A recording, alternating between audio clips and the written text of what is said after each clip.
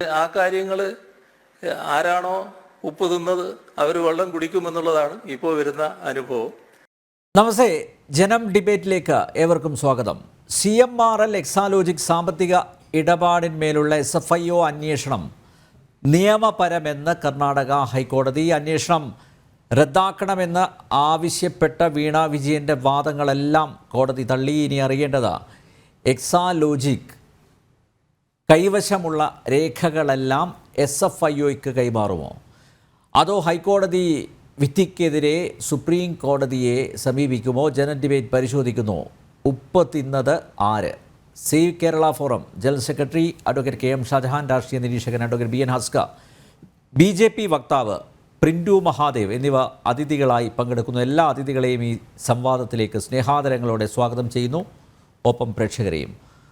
ഞാൻ ഈ സംവാദം പ്രിൻറ്റുവിൽ നിന്ന് ആരംഭിക്കുകയാണ്. പ്രിൻറ്റു, 46 പേജുള്ള വിധിന്യായം ഇന്ന് പുറത്തു വന്നിരിക്കുന്നു.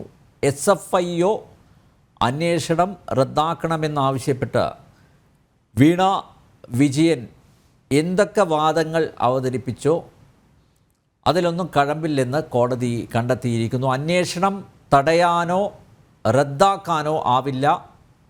ഇനി അറിയേണ്ടത് അന്വേഷണവുമായി വീണ സഹകരിക്കുമോ അതോ മേൽക്കോടതിയെ സമീപിക്കുമോ?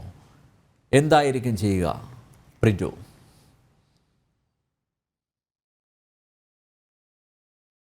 തീർച്ചയായും നമ്മളിപ്പോൾ അനിൽ സാറ് പറഞ്ഞതുപോലെ ഈ വാമൊഴി വഴക്കങ്ങൾ നമ്മൾ ഒരുപാട് കേട്ടു. ഈ കൈകൾ ശുദ്ധമാണ്, ഉപ്പ് തിന്നവൻ വെള്ളം കുടിക്കും. സത്യത്തിൽ ഇന്ന് കോടതി വിധി വന്നതോടുകൂടി പിണറായി വിജയനും കുടുംബവും അറബിക്കടലിലെ ഉപ്പ് വെള്ളം മുഴുവൻ കുടിച്ചു വറ്റിക്കുന്ന ഒരു കാഴ്ചയാണ് നമുക്ക് കാണാൻ സാധിക്കുന്നത്.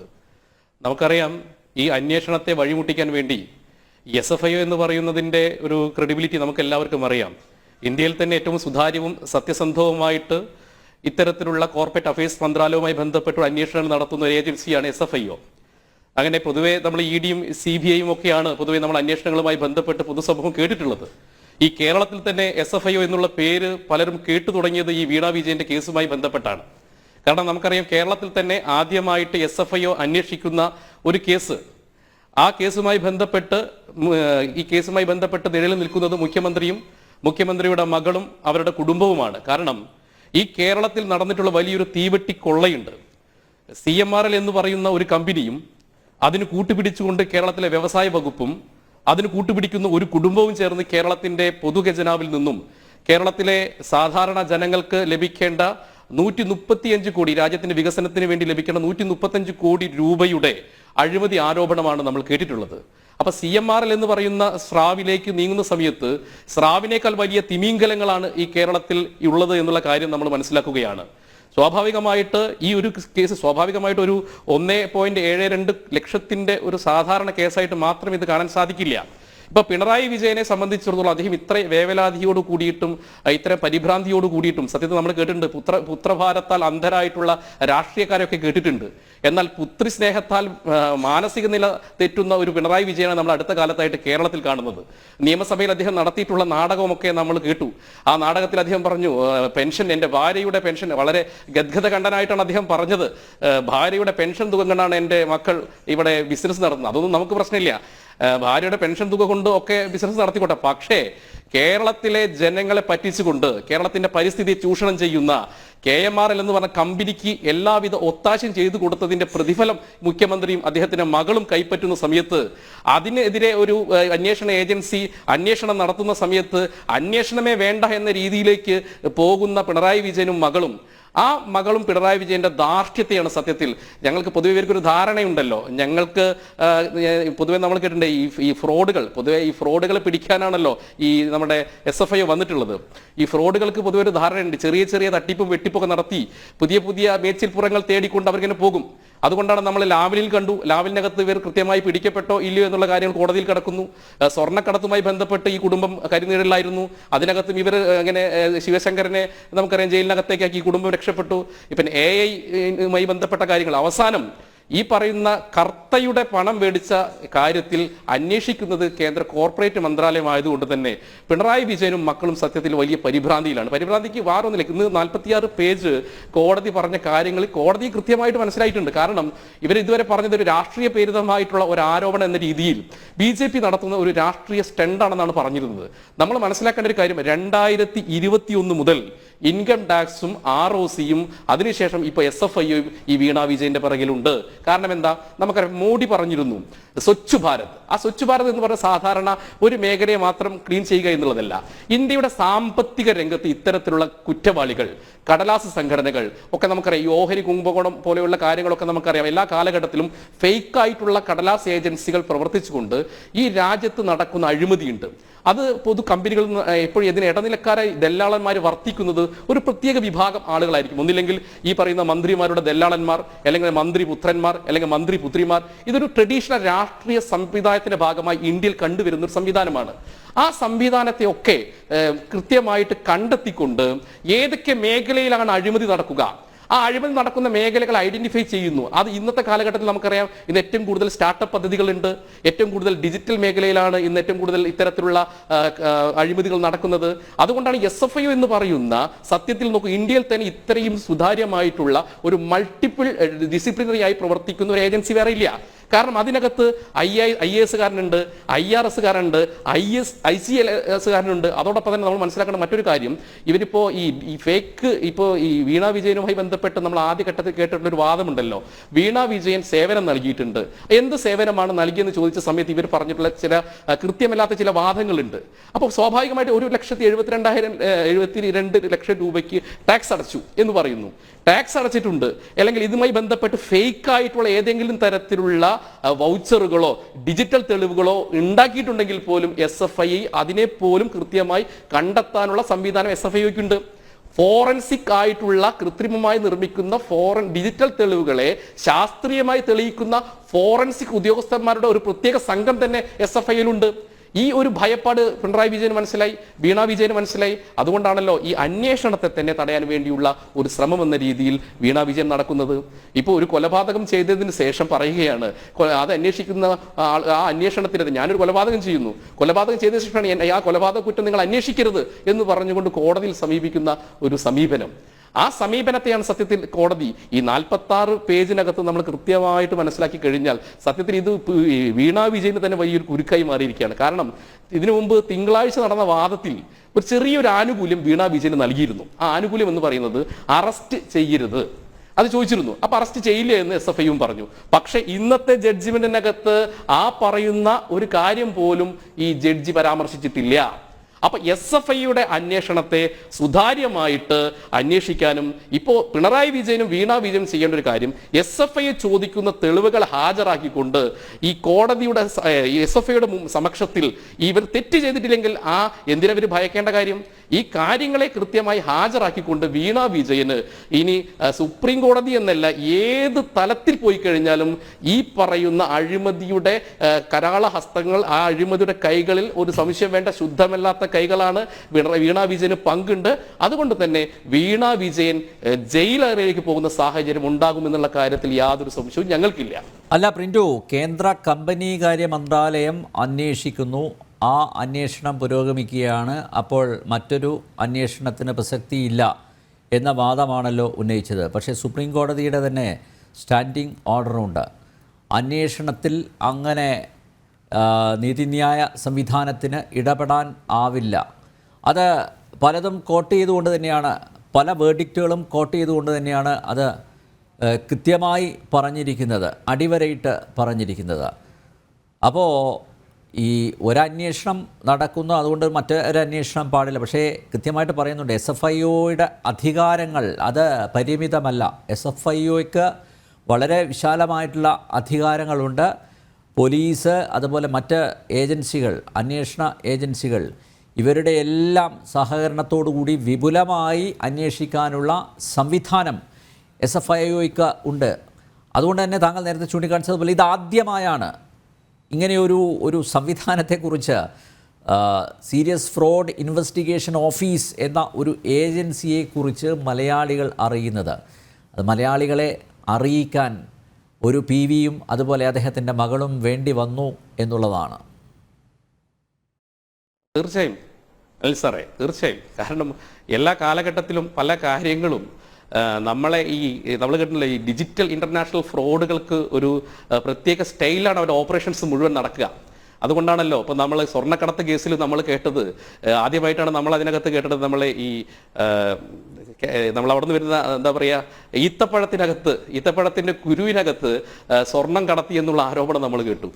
ഖുറാനുമായി ബന്ധപ്പെട്ട ആരോപണങ്ങൾ കേട്ടു. അപ്പോൾ ഇന്റർനാഷണൽ ഫ്രോഡുകൾ എല്ലാ തരത്തിലും ഇത്തരത്തിലുള്ള ഫ്രോഡ് പണികൾ ചെയ്യുമ്പോഴും പിണറായി വിജയൻ ഇങ്ങനെ വാമൊഴി വഴക്കം പറഞ്ഞാൽ ഒന്ന് മനസ്സിലാക്കണം, പല നാൾ കള്ളൻ ഒരു നാൾ പിടിയിൽ.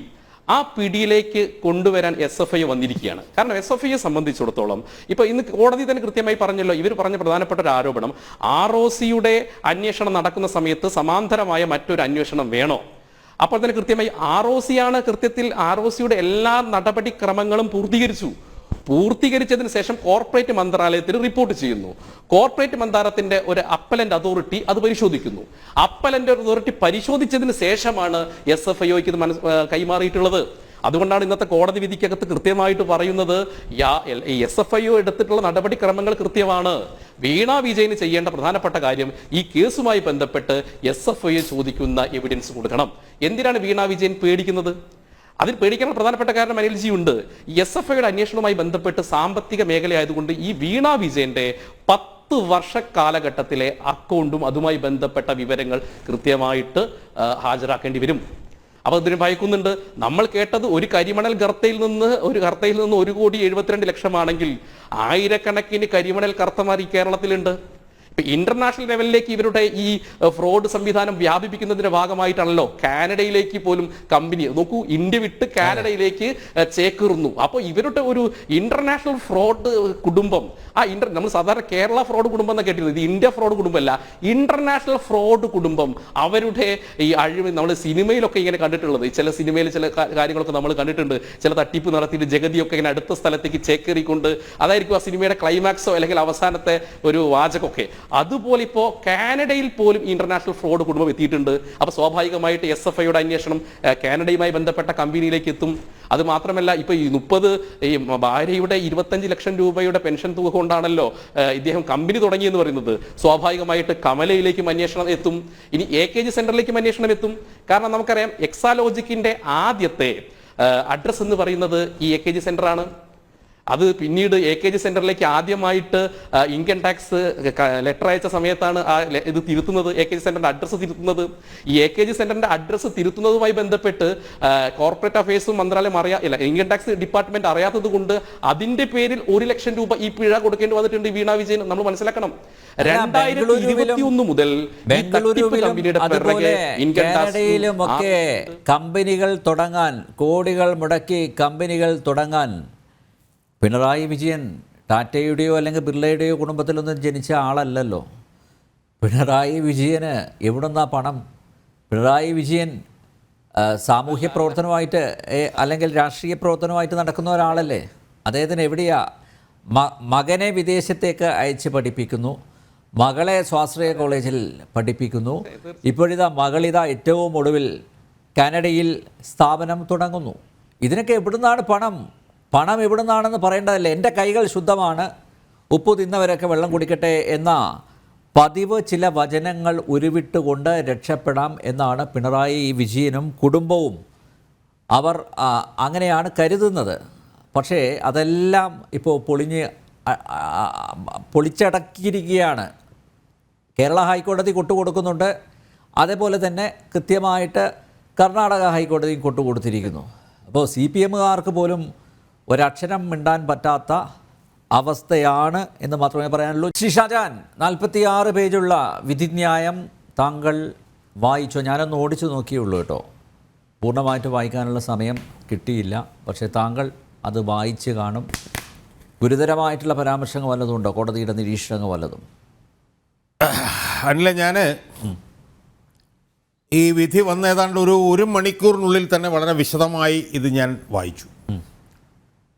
ഈ വിധിന്യായം വന്നു കഴിഞ്ഞ സാഹചര്യത്തിൽ ഇനി ഒന്നും ചെയ്യാൻ പറ്റില്ല പിണറായി വിജയൻ്റെ മകൾക്ക്. യഥാർത്ഥത്തിൽ ഈ കേസ് കൊടുത്തതാണ് പിണറായി വിജയൻ്റെ മകൾക്ക് മസ്തകത്തിൽ കിട്ടിയ അടി എന്നാണ് ഞാൻ പറയുന്നത്. ഈ വിധിന്യായത്തിൽ അവർ ചെയ്ത അനധികൃതമായിട്ടുള്ള എല്ലാ കാര്യങ്ങളും ഈ വിധിന്യായത്തിൽ വന്നിട്ടുണ്ട്. ഉദാഹരണത്തിന് വിധിന്യായത്തിൻ്റെ 20-ാമത്തെ പേജിൽ അവർ 4/5/2017 മുതൽ 31/10/2019 വരെ അവർക്ക് CMRL നിന്ന് കിട്ടിയ പണത്തിൻ്റെ കണക്ക് മാസം തിരിച്ച് ഇതിനകത്ത് എഴുതി വെച്ചിരിക്കുകയാണ്. മാസം തിരിച്ച് 20-21 പേജുകളിൽ.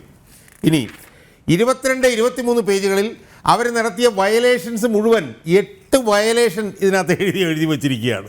മനസ്സിലായില്ലേ? അപ്പോൾ യഥാർത്ഥത്തിൽ ഈ കേസ് കൊടുത്തതോടുകൂടി അവർ നടത്തിയിട്ടുള്ള നിയമവിരുദ്ധമായിട്ടുള്ള മുഴുവൻ കാര്യങ്ങളും പുറത്തു വന്നിരിക്കുകയാണ്. ഇനി ഒരു കാര്യം ഞാൻ പറഞ്ഞേക്കാം, ഇനി എത്ര കോടി ഈ അഭിഭാഷകർക്ക് കൊടുത്താലും ഈ വിധിന്യായത്തിൽ നിന്ന് പിണറായി വിജയൻ്റെ മകൾക്ക് രക്ഷപ്പെടാൻ പറ്റും എന്നെനിക്ക് തോന്നുന്നു. ഞാനിന്ന് വേറെ ഒരാൾ സംസാരിച്ച് പറയായിരുന്നു, ഈ മലൈക്കോട്ടെ വാലിബൻ എന്ന് പറഞ്ഞ സിനിമയിൽ ഈ മോഹൻലാലിനെ കയറയിൽ കെട്ടി നിർത്തിയിരിക്കുന്ന ഒരു രംഗമുണ്ട്, ഒരു 10-15 പേര് എന്ന് പറഞ്ഞതുപോലെ വീണ വിജയനെ ഇതുപോലെ കയറെ കെട്ടി ഒരു പത്മവ്യൂഹത്തിൽ നിർത്തിയിരിക്കുകയാണ്. ഇനി യഥാർത്ഥത്തിൽ വീണ വിജയന് അത് പറയുമ്പോൾ ഇച്ചിരി കടുപ്പാണെന്ന് തോന്നുമെങ്കിൽ പോലും നാട് വിടുകയല്ലാതെ വേറൊരു രക്ഷയില്ല. അവർ കാനഡയിൽ പോയി ഇപ്പോൾ ഈ ബിസിനസ് തുടങ്ങിയത് തന്നെ നാട് വിടാൻ വേണ്ടിയാണോ എന്നുള്ളൊരു സംശയവും എനിക്ക് ഇല്ലാതെയില്ല. ഇതിനകത്ത് ഈ 46 പേജുള്ള വിധിയിൽ 38-ാമത്തെ പേജ് മുതലാണ് അതിൻ്റെ ഒരു ചങ്കും കരലും കിടക്കുന്നത്. അത് ഞങ്ങൾ LLBക്ക് പഠിച്ച് പറയുന്നത് ഈ വിധിന്യായത്തിൻ്റെ ഒബിക്റ്റർ ഡിക്റ്റ എന്ന് പറയും. ഒബിക്റ്റർ ഡിക്റ്റ എന്ന് പറയുന്നത് അതിൻ്റെ ഞാൻ പറഞ്ഞില്ലേ പ്രസക്തമായ ഭാഗം, അത് തുടങ്ങുന്നത് 38 മുതലുള്ള 46 വരെയുള്ള പേജുകളിലാണ്. അപ്പോൾ അത് തുടങ്ങുമ്പോൾ പറയുന്നത് വെച്ചാൽ സെക്ഷൻ 206 മുതൽ സെക്ഷൻ 206 മുതൽ 212 വരെയുള്ള സെക്ഷൻസുമായി ബന്ധപ്പെട്ടിട്ടാണ് ഈ വിധിന്യായത്തിൽ വിശദാംശങ്ങളെല്ലാം പറഞ്ഞിട്ടുള്ളത്. പക്ഷേ ഈ വിധിന്യായത്തിൽ ഏറ്റവും പ്രധാനപ്പെട്ട ഒരു ഭാഗം എന്ന് പറയുന്നത്, അല്ലെങ്കിൽ വീണ വിജയൻ്റെ അഭിഭാഷകൻ, ഈ വീണ വിജയൻ്റെ അഭിഭാഷകനുമായി ബന്ധപ്പെട്ടുകൊണ്ട് ഒരു കാര്യം ഇടയ്ക്കിട്ട് എന്ന് പറയാതെ വയ്യ. ഇന്ന് ഒരു മലയാളം പത്രത്തിൽ ഒരു റിപ്പോർട്ടർ പേര് വെച്ചെഴുതിയ ഒരു വാർത്തയുണ്ട്. ആ വാർത്ത എന്താണെന്നറിയാമോ? പിണറായി വിജയൻ്റെ മകൾക്ക് ഈ കേസ് വാദിക്കാൻ വേണ്ടിയിട്ട് അരവിന്ദ് ദത്താർ എന്ന് പറഞ്ഞ വിഖ്യാതനായ അഭിഭാഷകന് കിട്ടിയത് 1,50,00,000 രൂപയാണെന്നാണ്. 1,50,00,000 രൂപ. അപ്പോൾ 1,50,00,000 രൂപയെ അരവിന്ദ് ദത്താറിന് കിട്ടിയെന്നുള്ള സ്വന്തം ലേഖകനെന്നോ മറ്റേ ലേഖകനെന്നോ മറിച്ച് ലേഖകൻ പ്രത്യേക ലേഖകനെന്നുള്ള പേരുണ്ട്. ആ പേര് ഞാനിപ്പോൾ ഓർക്കുന്നില്ല, പേരിൽ എഴുതിയിട്ടുള്ളതാണ്. എന്നിട്ട് ഞാൻ അന്വേഷിച്ചപ്പോൾ മനസ്സിലാക്കാൻ കഴിഞ്ഞെന്താണെന്നറിയാമോ? ഇത് അയാൾക്ക് മൊത്തം കേസിനുള്ള ഫീസാണ് ഈ 1,50,00,000 എന്ന് പറയുന്നത്. അതിന് മുകളിലാണ് ഈ അപ്പിയറൻസിനുള്ള ഫീസ്. ഓരോ തവണ അപ്പിയർ ചെയ്യുമ്പോഴും അതിനുള്ള ഫീസ് വേറെ. മാത്രമല്ല വേറെ 3 പേരും ഉണ്ട് അയാളുടെ ജൂനിയേഴ്സ്. അതെ, എല്ലാം കൂടെ ആയിരിക്കണം ഇത്. അപ്പോൾ ഞാൻ ചോദിക്കുന്ന ചോദ്യം, പിണറായി വിജയൻ്റെ മകൾ വീണ വിജയ ഞാൻ ചോദിക്കുന്ന ചോദ്യം, എവിടുന്നാണ് നിങ്ങളുടെ ഈ പൈസയൊക്കെ നിങ്ങൾക്ക് കിട്ടിയിട്ടുള്ളത്? ആരാണ് പിണറായി വിജയൻ? പിണറായി വിജയൻ എന്ന് പറഞ്ഞു കഴിഞ്ഞാൽ പിണറായി വിജയൻ ഒരു രാഷ്ട്രീയ പ്രവർത്തകനാണ്. രാഷ്ട്രീയ പ്രവർത്തകരായിട്ടുള്ള പിണറായി വിജയനൊക്കെ എന്താണ് വരുമാനം? എന്താണ്? ഫുൾ ടൈം പാർട്ടി പ്രവർത്തകനല്ലേ? ഈ കൈകൾ ശുദ്ധമാണ്. ഈ പാർട്ടിയുടെ അടിത്തറ എന്ന് പറഞ്ഞാൽ ആരാ? പിണറായി വിജയൻ ആ കസേര കൊണ്ട് ഇരുത്തിയിട്ടുള്ളത് ആരാ? നിസ്വര്, ദരിദ്രര്, തൊഴിലാളികൾ, ഇല്ലേ, ഭൂരഹിതര്, ഇവരല്ലേ ഈ പാർട്ടിയുടെ അടിത്തറ. ലക്ഷക്കണക്കിന് ഇതുപോലുള്ള പാവപ്പെട്ട പതിതരായിട്ടുള്ള ദരിദ്രരും നിസ്വരുമായിട്ടുള്ള ലക്ഷക്കണക്കിന് ആളുകളല്ലേ പിണറായി വിജയ നിങ്ങളെ കൊണ്ട് നീ കസേരയിൽ ഇരുത്തിയത്? നിങ്ങൾക്ക് എങ്ങനെയാണത് മറക്കാൻ കഴിയുന്നത്? പാവപ്പെട്ടവൻ പണിശാലകളിൽ ജോലി ചെയ്യുന്നവൻ, അവരല്ലേ വിയർപ്പ് ചോരയാക്കി ഈ 2 തെരഞ്ഞെടുപ്പുകളിലും നിങ്ങളെ ജയിപ്പിച്ച് ഈ അധികാരത്തിൽ കയറ്റിയത്. ആ നിങ്ങളുടെ മകൾ വീണ വിജയൻ 3ാം ക്ലാസ്സുകാരി. നിങ്ങളാ രമേശ് ചെന്നിത്തലയുടെ മക്കളെ കണ്ടുപിടിക്കണം. 2 പേരെ, ഒരാൾ IRS, ഒരാൾ MD. നിങ്ങളുടെ മകളോ വെറും 3ാം ക്ലാസ്. എൻ്റെ വിശദാംശങ്ങളിൽ ഞാൻ പോകുന്നില്ല. 3ാം ക്ലാസ് എന്ന് പറഞ്ഞാൽ 3ാം ക്ലാസ് എന്ന് പറഞ്ഞാൽ 3ാം ക്ലാസ്സിൽ പഠിച്ചു എന്നുള്ളതല്ല, ഒരു 3ാം തരം ക്ലാസ്. 3ാം ക്ലാസ് അല്ല, ഫസ്റ്റ് ക്ലാസ് ഇല്ല, സെക്കൻഡ് ക്ലാസ്സും ഇല്ല, എഞ്ചിനീയർ ആണല്ലോ. Third class. അതെ, തേർഡ് ക്ലാസ്. യെസ്. അവർ പഠിച്ച എങ്ങനെയാണെന്നൊക്കെ ഉള്ളതൊക്കെ നമ്മൾ കണ്ടതാണ്. 2004 മുതൽ 2010 വരെ ഒറക്കിൾ എന്ന് പറഞ്ഞ കമ്പനിയിലെ കൺസൾട്ടൻ്റ്, ഏത് കൂറകൾക്കും ആകാവുന്നതാണ് കൺസൾട്ടൻ്റ്. ആ കൺസൾട്ടൻ്റ് ആയിട്ടുള്ള അവർ 2012 മുതൽ 14 വരെ രവി പിള്ളയുടെ കമ്പനിയിലെ ചീഫ് എക്സിക്യൂട്ടീവ് ഓഫീസർ. നാണമുണ്ടോ പിണറായി വിജയൻ? നിങ്ങൾക്ക് നാണമുണ്ടോ? നിങ്ങൾക്ക് ഒരു കമ്പനിയിൽ ചീഫ് എക്സിക്യൂട്ടീവ് ഓഫീസറാണെങ്കിൽ 25 വർഷം എടുക്കും. അതെ, നിങ്ങൾ അവിടുന്ന് തേർഡ് ക്ലാസ്സിലോ മറ്റോ പാസ്സായ നിങ്ങളുടെ മകളെ കൊണ്ടുവന്ന് അവിടെ കൊണ്ടുവരുന്നു. അതിനുശേഷം 2014 മുതൽ അവർ ചെയ്തത് എന്താണെന്നുള്ളത് ഇപ്പോൾ എല്ലാവരുടെയും മുമ്പിൽ ഉണ്ട്.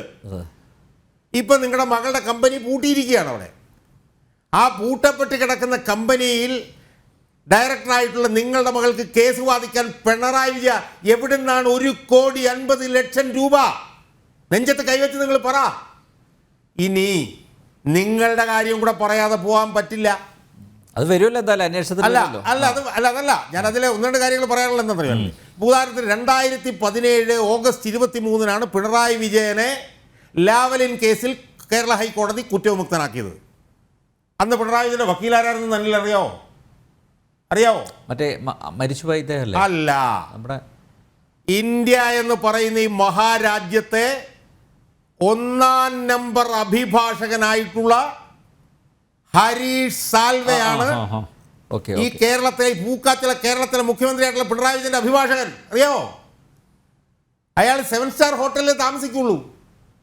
അയാൾക്കൊരു അപ്പിയറൻസിന് 25 ലക്ഷം 30 ലക്ഷം രൂപ കൊടുക്കണം എന്നാണ് പറഞ്ഞത്. അയാൾ നരേന്ദ്രമോദിയുടെ അഭിഭാഷകൻ, അയാൾ അമിത്ഷായുടെ അഭിഭാഷകൻ, അയാൾ അദാനിയുടെ അഭിഭാഷകൻ, അയാൾ പിണറായി വിജയന്റെ അഭിഭാഷകൻ. ഞാൻ ആലോചിച്ച് നോക്കും, നിങ്ങൾ അദാനിയുടെയും പിണറായി വിജയന്റെയും വക്കീൽ ഒരാൾ, അയാൾക്ക് 20-25 ലക്ഷം രൂപ ഒരു സിറ്റിങ്ങിന് കൊടുക്കണം.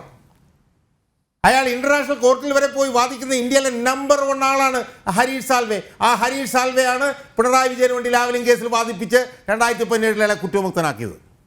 ഇപ്പോഴത്തെ സുപ്രീം കോടതിയിൽ കിടക്കുന്ന അപ്പീലിലും ഹരീഷ് സാൽവെയാണ് വക്കീല്. ആലോചിച്ച് നോക്കിയത് എന്തൊരു പാർട്ടിയാണ് ഈ പാർട്ടി. പാലോറ മാത അവരിൽ നിന്ന് പണം മേടിച്ച പാർട്ടിയാണ് ഈ പാർട്ടി. ആ പാർട്ടി പിന്നെ സാന്റിയാഗോ മാർട്ടിനിലൂടെ വളർന്ന് ഇപ്പോൾ ഹരീഷ് സാൽവയിലും അരവിന്ദ് ദത്താറിലും ഒക്കെ എത്തി നിൽക്കുന്നു. കുറേ അഭിഭാഷകർ കോടീശ്വരന്മാരാകും എന്നുള്ളത് വളരെ വ്യക്തമാണ്. ഇനി വിഷയത്തിലേക്ക് ഞാൻ വരാം. എന്തായിരുന്നു വീണയുടെ വക്കീലിൻ്റെ വാദം? വീണയുടെ വക്കീലിൻ്റെ വാദം എന്ന് പറയുന്നത് 210 പ്രകാരം ROC അന്വേഷണം നടത്തിക്കൊണ്ടിരിക്കുകയാണ്. ആ അന്വേഷണം തുടർന്നോട്ടെ, ഞങ്ങൾക്കതിൽ അഭിപ്രായ വ്യത്യാസം ഇല്ല. അപ്പോൾ ആ അന്വേഷണം തുടരുമ്പോൾ സമാന്തരമായി 212 എന്ന് പറയുന്ന വകുപ്പിൽ അന്വേഷണം നടത്താൻ പാടില്ല. കാരണം ROCയുടെ 210 അന്വേഷണം തുറന്നുകൊണ്ടിരിക്കുകയാണ്. ഇതായിരുന്നല്ലോ പ്രധാനപ്പെട്ട വാദം. ഈ വാദം എടുത്ത് കർണാടക ഹൈക്കോടതി ജഡ്ജി N. നാഗപ്രസന്ന ചവറ്റുകൊട്ടയിലേക്ക് കളഞ്ഞത് എങ്ങനെയാണെന്ന് ഞാൻ വായിച്ച് കേൾപ്പിച്ചു തരാം. എൻ്റെ 40-ാം പേജിൽ പാരഗ്രാഫ് 21 പറഞ്ഞിട്ടുണ്ട്, what would unmistakably emerge from what is analysed above. മുകളിൽ ഇതെല്ലാം വിശദീകരിച്ചിട്ട് പറഞ്ഞിട്ടുണ്ട്. അതിൽ നിന്ന് അർത്ഥശങ്കയ്ക്കിടയില്ലാത്ത വിധം എമർജ് ചെയ്യുന്നതെന്ന് പറഞ്ഞാൽ 1 investigations has commenced under section 210. അതായത് സെക്ഷൻ 210 പ്രകാരം അന്വേഷണം ആരംഭിച്ചാൽ the statute does not render the government of India powerless to assign the investigation under section 212 of the SIO. അപ്പോൾ അന്വേഷണം 2010 സെക്ഷൻ 210 പ്രകാരം തുടർന്നാലും SFIOയ്ക്ക് സെക്ഷൻ 212 പ്രകാരം അന്വേഷണം ആരംഭിക്കാൻ, അവർക്ക് അന്വേഷണം കൊടുക്കാനുള്ള അധികാരം കേന്ദ്ര ഗവൺമെൻറ്റിനുണ്ട്. It neither results in duplication of investigation nor take away any right of the petitioner. അതായത് സമാന്തരമായ അന്വേഷണം ഉണ്ടാവണമെന്നില്ല എന്ന് മാത്രമല്ല, പരാതിക്കാരിയുടെ അവകാശം എടുത്തു കളയുന്നുമില്ല. സബ്സെക്ഷൻ 2 ക്ലിയർലി മാൻഡേറ്റ്സ് ദാറ്റ്, യാതാണ് പ്രധാനപ്പെട്ട വാചകം കേട്ടോണം. Subsection 2 clearly mandates that once the SFIO is entrusted with investigation under section 212, അതായത് 212(2) എന്ന വകുപ്പ് പറയുന്നത് SFIOയ്ക്ക് സെക്ഷൻ 212 പ്രകാരം അന്വേഷണം കൊടുത്താൽ any other investigation already initiated shall not be proceeded further and further. അതായത് SFIOയ്ക്ക് 212(2) എന്ന വകുപ്പ് പ്രകാരമുള്ള അന്വേഷണം ആരംഭിച്ചാൽ മറ്റൊരന്വേഷണവും തുടരാൻ പാടില്ല. Shall not be, may not be എന്നല്ല, shall not be proceeded. And further, those agencies who are conducting any investigation shall transfer all the relevant documents and records in respect of these offences to the SFIO. സ്വാഭാവികമായി ഏതെങ്കിലും അന്വേഷണ ഏജൻസികൾ അന്വേഷണം തുടരുന്നുണ്ടെങ്കിൽ അവരവരുടെ രേഖകളെല്ലാം SFIOയ്ക്ക് കൈമാറണം.